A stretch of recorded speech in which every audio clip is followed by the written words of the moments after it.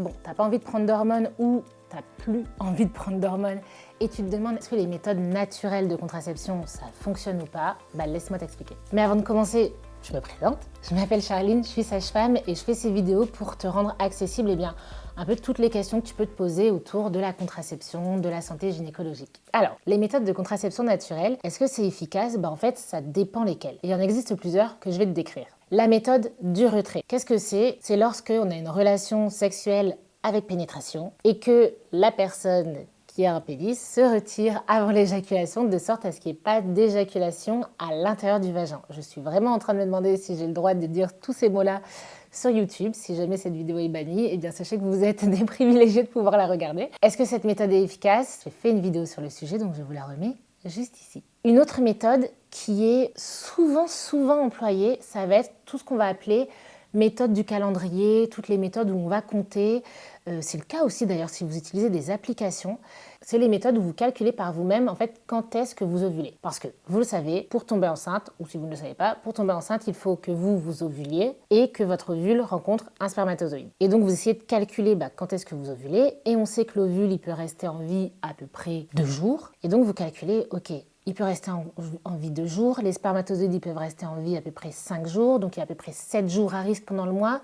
Et là, vous calculez. Il y a même une méthode qui s'appelle la méthode Ogino ou méthode du calendrier qui dit que vous devez observer vos cycles pendant au moins 6 mois, en janvier, en février, jusque juin. Et là, vous regardez de janvier à juin quel a été mon cycle le plus long. Genre, j'ai eu un cycle de 32 jours et quel a été mon cycle le plus court. Genre, j'ai eu un cycle de 27 jours. Et pour connaître votre période à risque, vous devez soustraire 20 à votre cycle le plus court et 10 à votre cycle le plus long. Exemple, votre cycle le plus court, c'est 27 jours, moins 20, ça fait 7. Votre cycle le plus long, c'est 32, moins 10, ça fait 22. Et donc, ça veut dire que vous êtes dans votre période à risque entre J7 et J22. Ça paraît pertinent de réfléchir comme ça. Et c'est pas mal parce que ça permet de voir large et donc de prendre moins de risques. Mais c'est sans oublier un point qui est essentiel, c'est qu'en fait, vous n'êtes pas un robot. C'est pas parce que vous avez habituellement des cycles réguliers que ce sera tout le temps le cas. Et la question que j'ai envie de vous poser, c'est et qu'est-ce qui se passe si tout à coup vous n'avez plus du tout un cycle régulier? Et c'est d'ailleurs un peu ce qui se passe quand vous utilisez des applications pour suivre vos règles.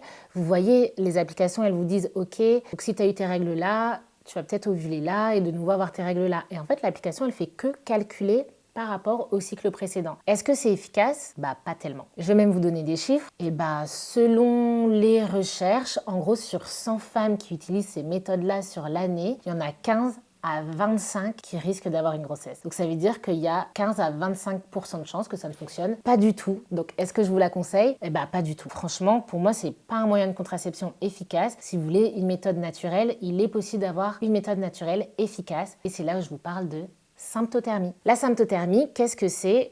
C'est sympto pour symptôme, thermie pour température. Et donc, c'est l'association du fait de prendre sa température et d'observer les symptômes de son corps, les changements de son corps qui vous disent quand est-ce que vous en êtes dans votre cycle. Parce que je ne sais pas si vous savez, mais en fait, votre corps évolue en fonction des hormones du cycle. Je vous ai fait une vidéo qui explique, j'allais vous dire qui explique hyper bien, mais je trouve qu'elle explique hyper bien comment ça fonctionne le cycle menstruel. Du coup, je vous la remets ici si vous voulez comprendre. Et donc, on sait qu'au moment de l'ovulation, vous avez plus de perte vaginale, c'est la glaire cervicale qui est plus abondante, donc la glaire au niveau du col de l'utérus. Et donc en observant les changements de la glaire, plus en prenant la température, parce qu'on sait qu'il y a un pic de température, en fait vous changez un petit peu de température au moment de l'ovulation et sur la deuxième partie du cycle, en couplant ces deux infos et en les notant chaque jour, ça vous permet de savoir quand est-ce que vous ovulez. Et cette méthode, elle est pas mal parce que comme elle se cale sur ce que votre corps dit, même si vous avez des cycles irréguliers, vous suivez ce que votre corps vous dit. Par contre, attention, ça demande de la discipline parce que ça demande de le faire tous les jours, genre tous les matins, avant de vous lever, prendre votre température, avant de vous mettre en action.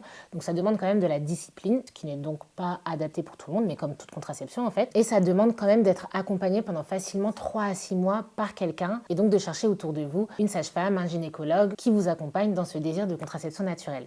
Dans quelle mesure c'est efficace? Et là, les chiffres sont formels. C'est efficace à 98%. Donc c'est beaucoup. Et au final, la vraie question de la symptothermie, c'est pas est-ce que c'est efficace, est-ce que c'est pas efficace, c'est surtout en fait est-ce que c'est adapté à vous.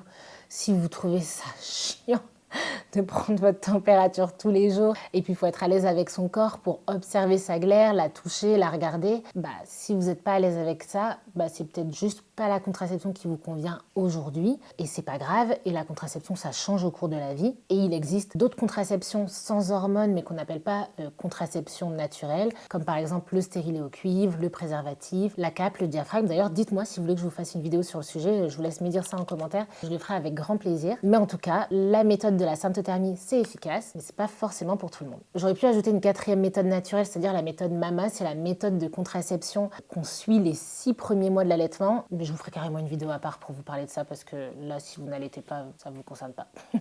Si vous avez trouvé cette vidéo utile, je vous invite à la liker, peut-être à la partager à vos potes que ça pourrait intéresser. Vraiment, en fait, à chaque fois que vous likez une vidéo, sachez que moi, ça me booste à me dire, ok, en fait, ça vous intéresse vraiment, et donc je continue à le faire. Et puis, ça montre à YouTube qu'il faut montrer mes vidéos davantage autour. Donc, merci beaucoup. Et si jamais, quand je vous ai parlé du stérilet au cuivre, vous vous êtes dit, ah mais moi, j'aimerais bien en savoir plus sur ce moyen de contraception, et j'ai fait une vidéo sur le sujet, je vous la mets juste ici. Et moi, je vous dis à la prochaine pour la prochaine vidéo.